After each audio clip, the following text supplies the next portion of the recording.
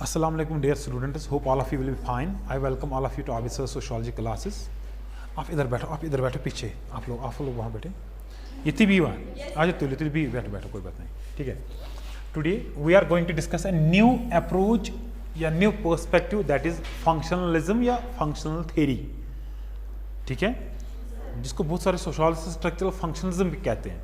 Structural functionalism या functionalism कहिएगा, functional perspective कहिएगा, फंक्शनल थ्योरी कहिएगा सिंपली. ठीक है, फंक्शनलिज्म है क्या? इससे पहले it is clearly defined from its nomenclature that function is that perspective which deals with function, function. ठीक है, देखिए आपकी सोसाइटी में बहुत सारे इंस्टीट्यूशंस हैं, मगर उनमें से मेजर इंस्टीट्यूशंस कौन है? इकोनॉमी, पॉलिटी, रिलीजन, ठीक है, फैमिली, मैरिज, किनशिप एटसेट्रा. इसके अलावा भी बहुत सारे सोशल इंस्टीट्यूशंस हैं. ठीक है, मगर हर एक पार्ट की, हर एक इंस्टीट्यूशन की अपनी अपनी फंक्शन है और it is the responsibility of each and every institution to perform it is own function. मगर फॉर व्हाट पर्पस? किस लिए? In order to maintain the whole of society. किस लिए? In order to maintain the balance in the social system. किस लिए? In order to maintain the social order and stability in the social system और society. इसीलिए social institutions काम करते हैं. ठीक है, हर एक इंस्टीट्यूशन का इसलिए फंक्शन है ताकि जो सोसाइटी में जो तवाजुन है, सोसाइटी में जो बैलेंस है ना, इक्विलिब्रियम है ना, स्टेबिलिटी है ना, सोशल ऑर्डर है ना, वो हम बरकरार रख सके. इसीलिए हर एक इंस्टीट्यूशन को अपना अपना काम दिया गया है. ठीक, दिस इज फर्स्ट पॉइंट. अब फंक्शनलिज्म क्या है? फंक्शनलिज्म बात कर रहा है फंक्शनल पर्सपेक्टिव या फंक्शनल थ्योरी जिसको हम कहते हैं. ये 3-4 चीजों पे बिलीव करता है, या जो in other words we can say that it is having some major principles या बेसिक प्रिंसिपल्स. वो प्रिंसिपल्स क्या है? फर्स्ट प्रिंसिपल याद रखना. सबसे पहले जो फंक्शनलिज्म है ना, it focuses on stability, it focuses on order. मगर कौन सा order? Social order. Functionalism focuses on equilibrium, functionalism focuses on balance. मगर balance of what? Balance in society. Balance where? Balance in our social system. ठीक है, मगर कैसे? How is possible that how we maintain that balance? It is only when the parts of society, when the institute, जो parts of society है ना, they are social institutions, जब वो काम करेंगे अच्छे से. ठीक है, राइट. दूसरा पॉइंट, फंक्शनलिज्म या जो फंक्शनलिज्म के जो सपोर्टर्स हैं या फंक्शनल थ्योरी को जो बिल्कुल सपोर्ट करते हैं ना, वो इस चीज पे बिलीव करते हैं कि society is just like a biological organism. Society को कंपेयर करते हैं किसके साथ? बायोलॉजिकल ऑर्गेनिज्म के साथ. जैसे बायोलॉजिकल ऑर्गेनिज्म में it is having different parts, ठीक है, इसी तरह से society is having different parts. वो सोसाइटी के पार्ट्स कौन है? सोशल इंस्टीट्यूशंस, जो मैंने आपको बताया अभी. ठीक है, family, marriage, kinship, economy, polity, religion, law, morality या मॉरल इंस्टीट्यूशंस एटसेट्रा. ठीक है, ऐसे ही जैसे एक इंसान या बायोलॉजिकल ऑर्गेनिज्म में बहुत सारे, या जैसे एक बायोलॉजिकल ऑर्गेनिज्म बना हुआ है बहुत सारे पार्ट से, वैसे ही सोसाइटी बनी हुई है बहुत सारे पार्ट से. वो जो पार्ट्स है ना, वो सोशल इंस्टीट्यूशंस है. ठीक है, मगर सेकंड पॉइंट इज दैट एक इंसान में बहुत सारे पार्ट्स हैं, they are interrelated, interconnected and interdependent on each other. They are, जितने भी पार्ट्स हैं, कम ऑन, इंसान में जितने भी पार्ट्स हैं ना, they are interrelated, interdependent and interconnected with each other. ठीक है, इन सच ए वे, का तरीका समझ, किस तरह कि एक पार्ट में अगर चेंज आती है तो पूरी बॉडी में चेंज आ जाती है. अगर एक पार्ट हमारा डिसफंक्शनल हो जाए तो पूरी बॉडी जो है ना पेन में होती है, पूरी बॉडी काम करना छोड़ देती है. राइट. इसी तरीके से सोसाइटी का भी एक ऑर्डर है, सोसाइटी भी का भी एक बिल्कुल तवाजुन है. ठीक है, जो बनता है किसे? उसके इंस्टीट्यूशन से. उसके इंस्टीट्यूशन जब काम करते हैं, मगर जो ये इंस्टीट्यूशंस है, जो ये पार्ट्स ऑफ सोसाइटी है, दीज आर इक्वली कैसे? Connected, interdependent, interrelated with each other. कैसे? जैसे एक इंसान में body parts interrelated, interdependent, interconnected है. अगर सोसाइटी में जितनी भी इंस्टीट्यूशंस है जो इंटर रिलेटेड है, इंटरकनेक्टेड, इंटरडिपेंडेंट है, अगर एक में चेंज आ जाए तो पूरी सोसाइटी में चेंज आ जाती है। अगर एक फंक्शन करना छोड़ दे पूरी सोसाइटी डिसफंक्शनल हो जाती है। मैं एक एग्जांपल आपको दे दूं, education system. Education system is one of the institution in our society. अगर एजुकेशन सिस्टम काम करना छोड़ दें या डिसफंक्शनल हो जाए, पैथोलॉजिकल स्टेट में आ जाए, काम करना छोड़ दे, अपनी रिस्पॉन्सिबिलिटी निभाएगा नहीं, तो व्हाट विल हैपन, जो नेक्स्ट जनरेशन निकलेगी तुम्हारे से इलिटरेट्स, तुम्हारे से ignorants, they can't differentiate between right and wrong, what should and what should not, हमें क्या करना चाहिए, हमें क्या नहीं करना चाहिए। इट मीन्स दैट कि धीरे धीरे धीरे सोसाइटी में बैलेंस खत्म हो जाएगी, मर्डर हो जाएंगे, लोग इग्नोरेंट जाहिल जब बन जाएंगे तो सोसाइटी क्या बर्बाद हो जाएगी, society can not survive. It means एक इंस्टीट्यूशन का असर देखने की कोशिश कर रहे हैं, ठीक है, कि कैसे अगर एक इंस्टीट्यूशन को निकाल दें हम, या एक इंस्टीट्यूशन सोशल इंस्टीट्यूशन हमारी सोसाइटी में डिसफंक्शनल बन जाए, काम करना छोड़ दे, अपनी रिस्पॉन्सिबिलिटी निभाना छोड़ दे, तो क्या होता है, बाकी इंस्टीट्यूशंस भी असरअंदाज हो सकते हैं उससे। सोसाइटी को खतरा है, सोसाइटी के जो सर्वाइवल है ना उस पर खतरा आ जाएगा। ठीक, राइट, ठीक है।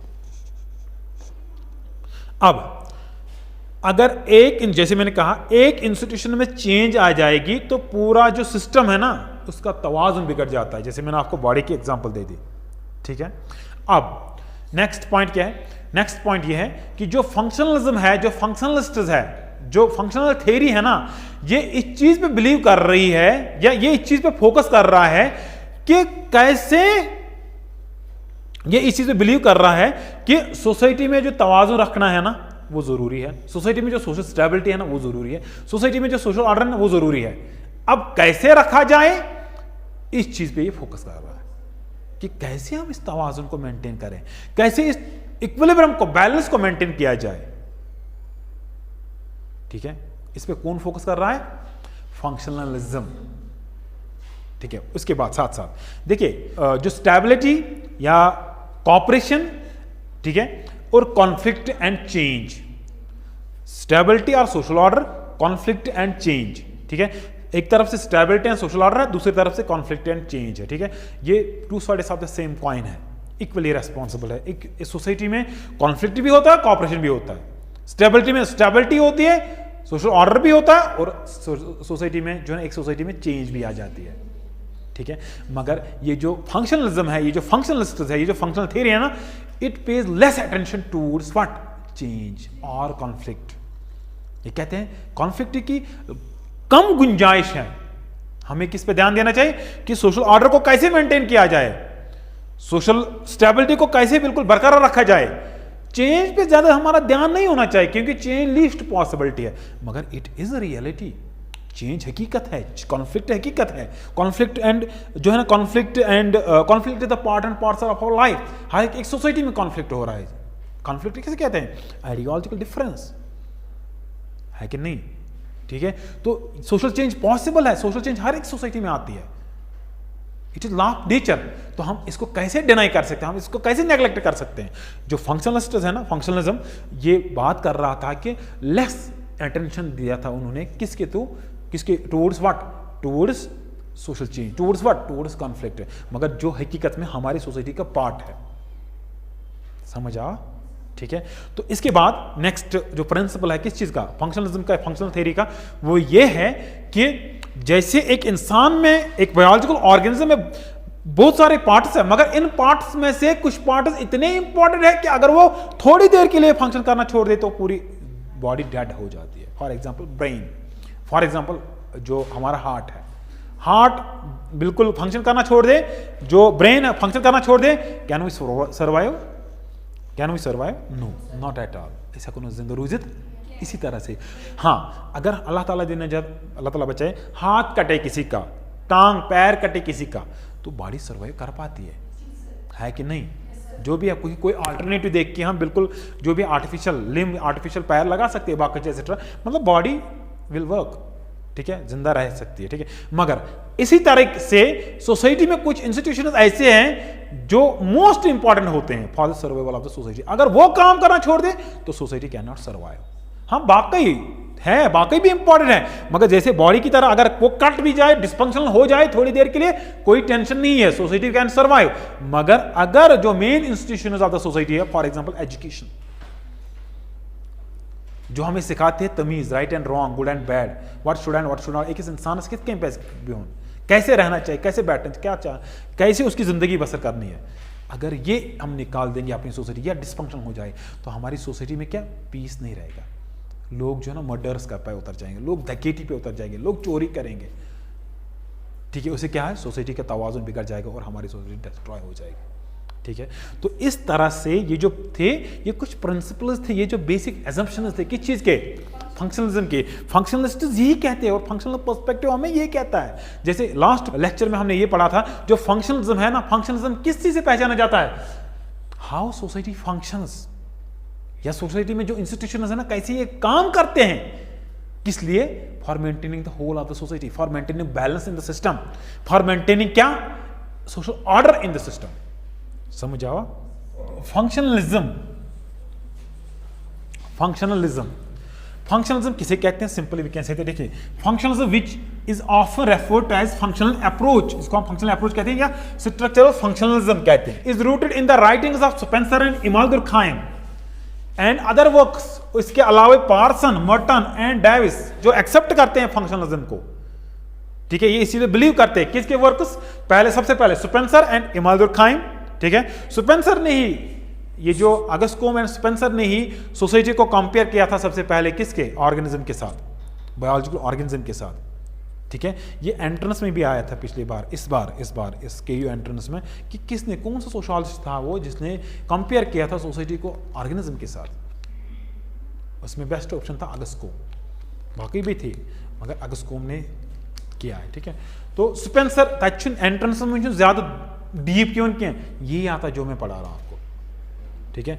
वारे स्टूडेंट्स मुझे फोन करके बताते सर इतना जो लाइन पर लाइन आप बता रहे हो ना कि ये अच्छा नहीं है, देखो मैं क्यों पढ़ाता हूँ ना, तो है बुथ पॉइंट लिखित वो पॉइंट एक्सप्लेन करूँ बाकी। मैं चाहता हूँ कि इस लेक्चर देम ना, इस लेक्चर को पढ़ने के बाद सचन कहाँ थी बुक तो किसी पढ़ने जरूरत की, सचन कहाँ थे एंट्रेंस बुक तो किसी पढ़ने जरूरत की, हाँ न करा पॉइंट पूमस हाईलाइट हाईलाइट आप पास हो जाओगे। मैं उस मकसद से नहीं कह रहा हूँ, आप जो कमेंट कर रहे हैं ना आपको बाद में आ जाएगा समझ कि सर क्या कहता था। एक पॉइंट भी अगर ऑब्जेक्टिव होगा आपको objective you will get 100 out of 100, अगर सब्जेक्टिव हो गए आप ऐसा ही होना चाहिए, ठीक। इसलिए इस नियत से पढ़ा हूं, बात तो इतना ही, ठीक है। Is rooted in the writings of Spencer and Emile Durkheim and the works of किसके, पार्सन, मर्टन एंड डेविस। ये सारे इनको हम फंक्शनलिस्ट्स कहते हैं। क्यों फंक्शनलिस्ट्स कहते हैं, ये किस को सपोर्ट कर रहे हैं, फंक्शनल थ्योरी को, जिसको हम फंक्शनलिज्म कहते हैं, इसीलिए उनको हम फंक्शनलिस्ट्स कहते हैं।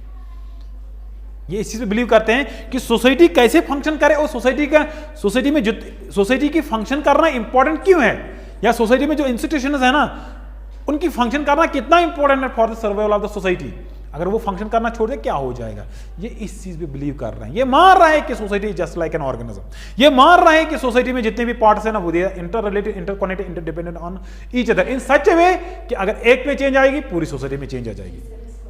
समझा, ये इस चीजें बिलीव कर रहे हैं कि society is having some institutions which are most important for the survival of the society.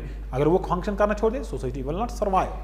समझा, तो ये इसीलिए हम इसको फंक्शनलिज्म कहते हैं। अब फंक्शनलिज्म क्या है, this perspective views society as a system of highly interrelated structures or parts that function or to operate together harmoniously। इस नजरिए से जब हम देखते हैं किसको, सोसाइटी को, हमें क्या लगता है, कैसे हम सोसाइटी को देखते हैं, तो फिर हमें क्या दिखता है कि society is a system highly interrelated structures, एक ऐसा स्ट्रक्चर जहां पे बहुत सारे क्या स्ट्रक्चर्स हैं मगर आपस में वो क्या है, जुड़े हुए हैं, इंटररिलेटेड, इंटरकनेक्टेड है, आपस में क्या हो, फंक्शन करते हैं एक साथ। पार्ट्स अलग अलग है मगर फंक्शन किसके लिए कर रहे हैं, सब पार्ट्स एक ही चीज के लिए फंक्शन कर रहे हैं। किस चीज के लिए, सोसाइटी का ऑर्डर, जो सोशल स्टेबिलिटी है ना उसको मेंटेन किया जाए, उसको मेंटेन रखा जाए, बाकी इसका कुछ मकसद नहीं है। समझा, ऑपरेट टुगेदर, इकट्ठे काम करते हैं मगर कैसे, हार्मोनियसली, बिल्कुल मिलजुल के, किसको मेंटेन करने के लिए, बैलेंस, तवाज़ुन मेंटेन करने के लिए सोसाइटी में। ये कौन कहते हैं? ये फंक्शनल पर्सपेक्टिव का व्यू है। ये फंक्शनल पर्सपेक्टिव कहता है कि सोसाइटी में जितने भी इंस्टीट्यूशन है ना, जितने भी पार्ट्स हैं, वो मिलजुल के काम करते हैं ताकि सोसाइटी में तवाज़ुन मेंटेन रखे, सोशल ऑर्डर हमारा बरकरार रहे। ठीक है, देखिए, in the view of functionalist society is like an इथेकिंग। वो क्या कहते हैं, किस नजरिए से देखते हैं सोसाइटी को? Society just like an living organism या बायोलॉजिकल ऑर्गेनिज्म। बाद में क्या कहते हैं?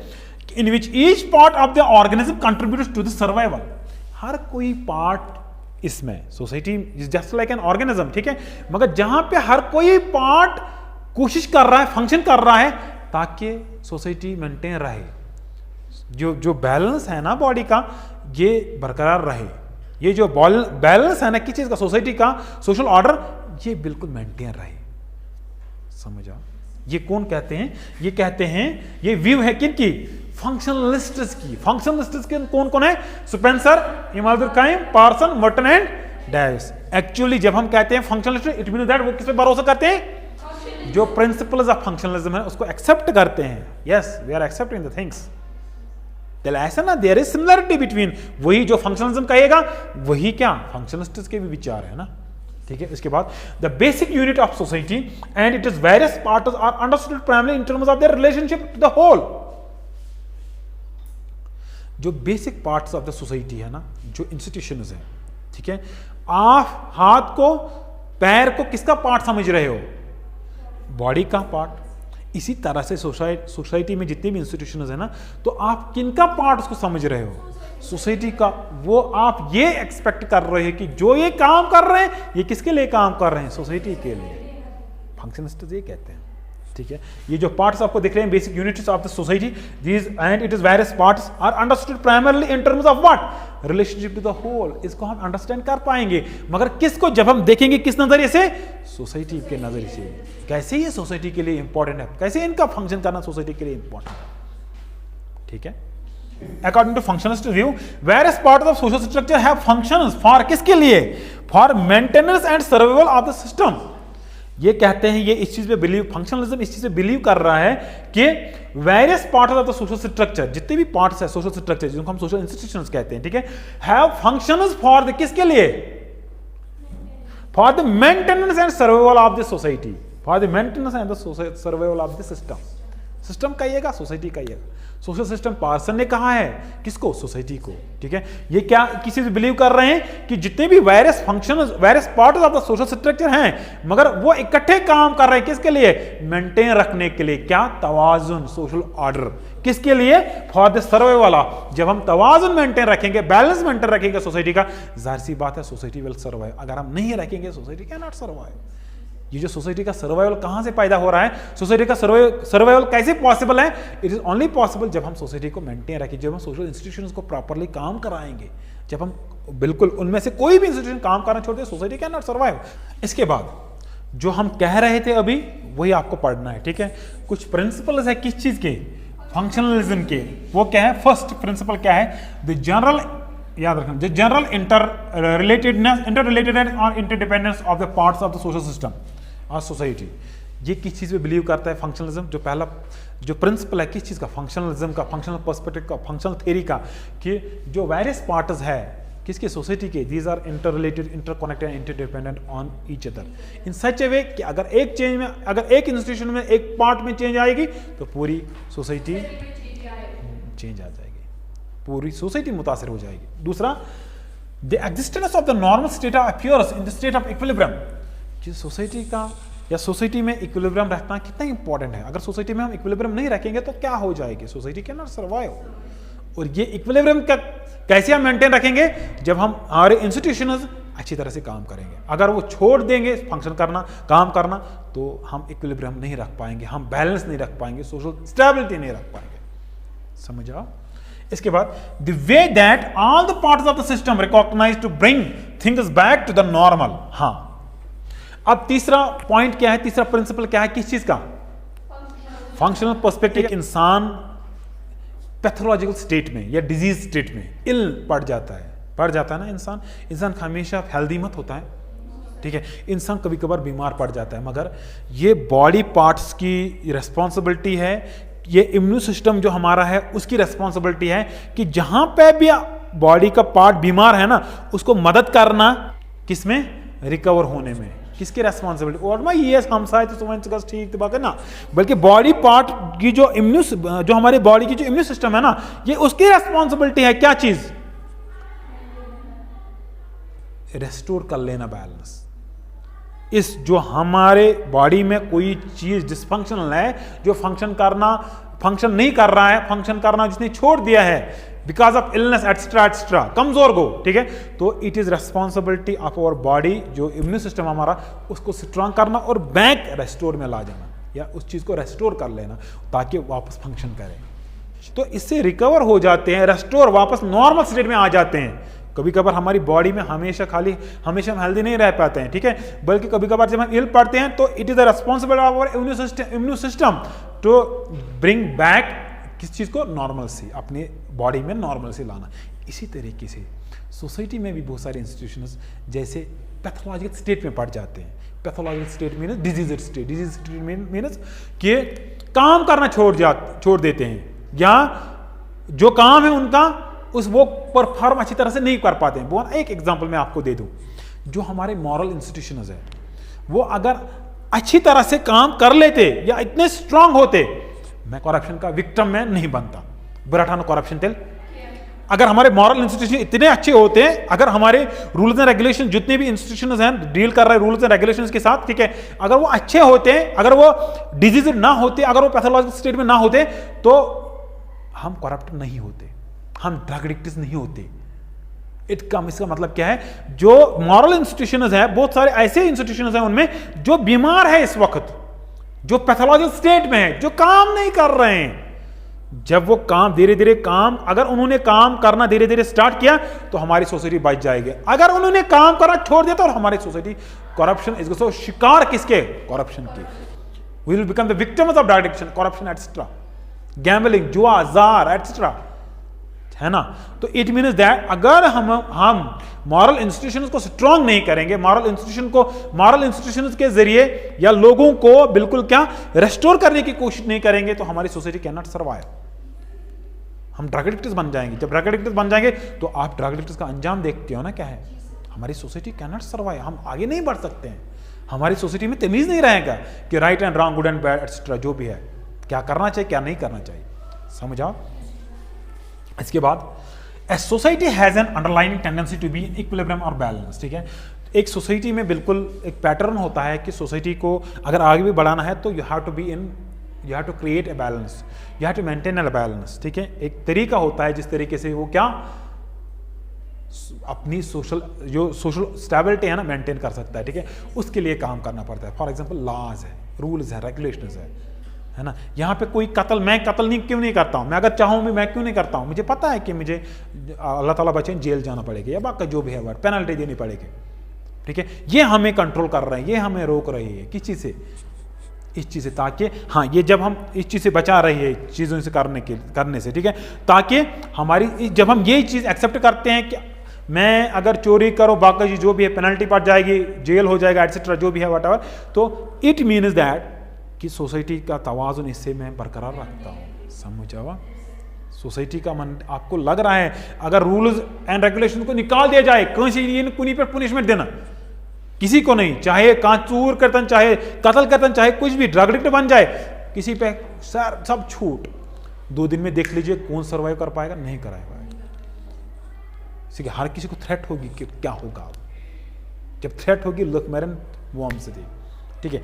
इसलिए सोसाइटी में ये बैलेंस जरूरी है। Social change is therefore likely to be disruptive unless it takes place relatively slowly. ये क्या कहते हैं, लास्ट में एक पॉइंट कहते हैं जो मैंने आपको कहा अभी कि सोशल चेंज पे ये कम स्ट्रेस देते हैं, सोशल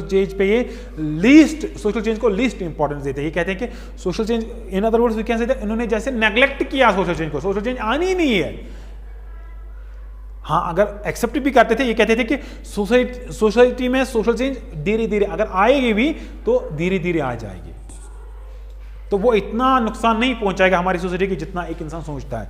मगर एक्चुअली इसी बेस पे यही चीज उनका क्रिटिक बन गया कि अगर conflict and cooperation are two sides of the same coin, society में कॉन्फ्लिक्ट भी होता है, कॉपरेशन भी होता है, तो हाउ यू कैन नेग्लेक्ट, कैसे एक चीज को आप इंपॉर्टेंस दोगे, दूसरी चीज को नेग्लेक्ट करोगे या ना होने के बराबर मानोगे, ठीक है। इसलिए कि ये कहते हैं social change is therefore likely to be disruptive unless कोताई it takes place relatively slowly. अगर धीरे धीरे बिल्कुल हाँ चेंज आ रही है तो वी विल एडजस्ट, मगर अगर एक साथ चेंज आ रही है तो it will destroy our structure, ठीक है। तो सोसाइटी में हमें सोशल चेंज लानी है, मगर धीरे धीरे, मगर कभी कभार धीरे धीरे नहीं अब्रप्टली आते हैं, तो उस टाइम हम कैसे अर्ली रहेंगे, है ना।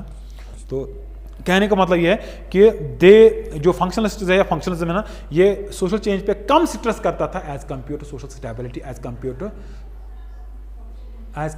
To social order, as compare to social order और सोशल स्टेबिलिटी कैसे रखा जाए सोसाइटी में, खाली इसी पे ज्यादा उनका फोकस रहता था। सोशल चेंज को वो ये नेग्लेक्ट करते थे, ये कहते थे जब आएगी तो देखा जाएगा, समझ आओ।